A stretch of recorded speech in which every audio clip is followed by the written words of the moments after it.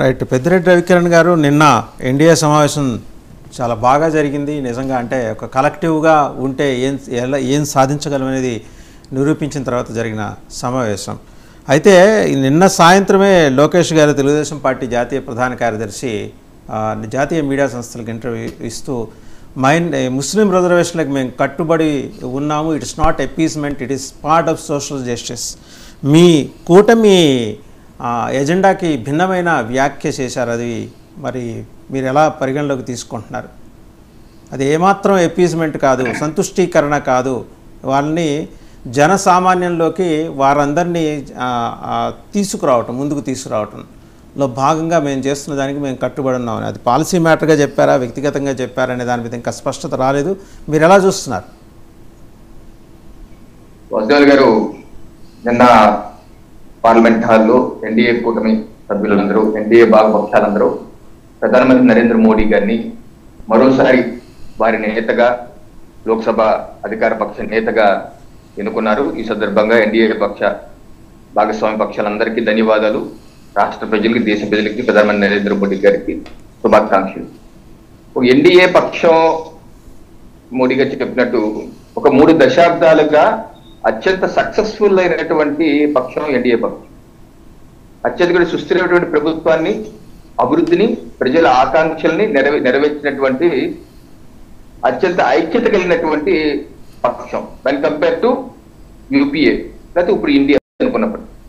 So ఈ యొక్క NDA పక్షం కలిసికట్టుగా ముందుకు సాగే విధంగా అటు చంద్రబాబు నాయుడు గారు, ఇటు పవన్ కళ్యాణ్ గారు, నరేంద్ర మోడీ ముగ్గురు త్రిమూర్తులుగా రాష్ట్ర అభివృద్ధికి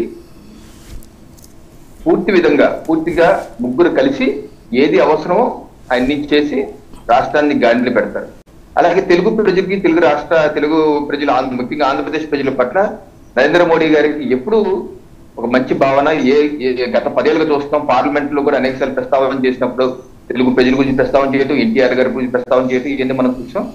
అలాగే ఆంధ్రప్రదేశ్ రాష్ట్రాన్ని ఒక హార్డ్వేర్ హబ్ గా చేయాలని 2015లోనే తిరుపతి శ్రీ సిటీలో ఒకేసారి 7-8 ఎలక్ట్రానిక్ తయారీ సంస్థల యొక్క శంకుస్థాపన ఆ రోజు నరేంద్ర మోడీ గారు, చంద్రబాబు నాయుడు గారు కలిసి చేశారు. 7-8 ఒకేసారి చేశారు శంకుస్థాపన.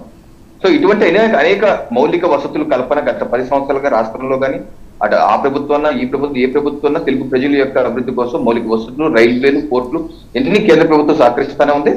అలాగే మీరు అన్నటువంటి అంశం, నారా లోకేష్ గారు నిన్న ఏఎన్ఐతో మాట్లాడిన సందర్భంగా పలు విషయాలు చెప్పారు. మీ ప్రస్తావించిన అంశం కూడా వస్తాను.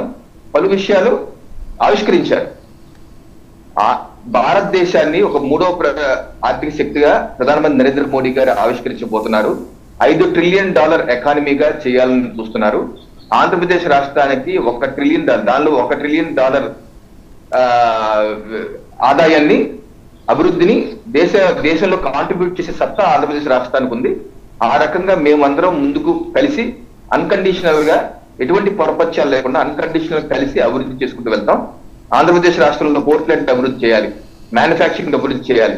మేము ఇచ్చినటువంటి 2 లక్షల 20 లక్షల ఉద్యోగాలు 5 ఏళ్ళలో చేసాం, ప్రామిస్ చేసాం. దాన్ని ఆ యొక్క సాకారం అయ్యే విధంగా మేము కలిసికట్టుగా పనిచేసుకుంటాం. ఎటువంటి పొరపత్యం గతంలో కూడా మేము అన్కండిషనల్ గా చేసాం, ఇప్పుడు అన్కండిషనల్ గా చేస్తున్నాం. కలిసికట్టుగా ఒక టీం వర్క్ గా చేసుకొని ముందుకు వెళ్తామని చెప్పారు. అయితే మీరన్న అంశం అది నేను గత డిబేట్ లో కూడా మీకు చెప్పాను. ఆంధ్రప్రదేశ్ ఇప్పుడు ఇటీవల మనం చూస్తే వెస్ట్ బెంగాల్లో 2010లోనే అక్కడ ఉన్నటువంటి ప్రభుత్వం 130 కులాలు, దానిలో 75 వరకు ముస్లిం కులాలని బీసీ జాబితాలో చేర్చడం జరిగింది. అయితే ఇటీవల ఎన్నికలు జరుగుతున్న తరుణంలోనే వెస్ట్ బెంగాల్, పశ్చిమ బెంగాల్ యొక్క హైకోర్టు ఆ మొత్తాన్ని కొట్టేసింది. ఇది రాజ్యాంగ విరుద్ధం అని చెప్పేసి, ఇది ఏ రకంగా మీ పద్ధతి చేసి కొట్టేశారు జరిగింది. ఆంధ్రప్రదేశ్ లో కూడా 2010లో కూడా ఇవ్వడం జరిగింది. ఈ రోజు 14 సంవత్సరాలుగా ఆ అంశం అనేది సుప్రీంకోర్టు రాజ్యాంగ ధర్మాసనం దగ్గర ఉంది. రాజ్యాంగ ధర్మాసనం డిస్కస్ చేయాలి. సో అది ఎన్నికల ముందు కూడా చెప్పాం. ఎన్నికల ముందు కూడా తెలుగుదేశం పార్టీ స్పష్టంగా చెప్పారు.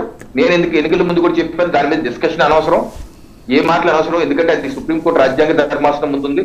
ఏదైనా సరే చట్టం, న్యాయ వ్యవస్థలో ఏం చేస్తే అది జరుగుతుంది. దాని గురించి ఇప్పుడు ప్రత్యేకంగా మనం చర్చించుకోవాల్సిన అవసరం లేదని చెప్పేసి నా యొక్క అభిప్రాయం. రైట్. ఒకసారి వెంకటేశ్వర రెడ్డి గారు, పాదయాత్ర వెంకటేశ్వర రెడ్డి గారు ఒక కలెక్టివ్ మెసేజ్ పంపించారు. వాళ్ళేమి అటు ఇటు పక్క చూపులు చూసే అవకాశం లేదు, నితీష్ కుమార్ కానీ, చంద్రబాబు నాయుడు కానీ.